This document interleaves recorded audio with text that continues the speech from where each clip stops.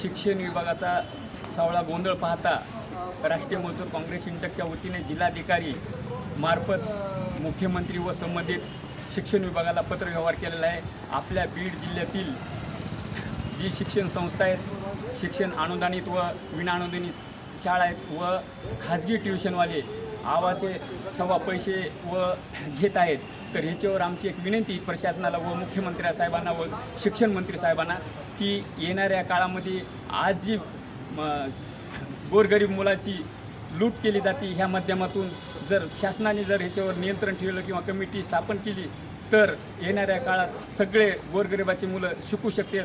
जर समजा हीच परिस्थिती ठेवली तर गोरगरिबाचे मुलं शिक्षणापासून वंचित राहतील। ह्या संदर्भातून जर व्यवस्थित आम्ही आमच्या पत्राला जर व्यवस्थित न्याय नाही दिला किंवा आमची मागण्या मान्य नाही केल्या तर आम्ही येणाऱ्या काळामध्ये भव्य असं जन आंदोलन उभा करू।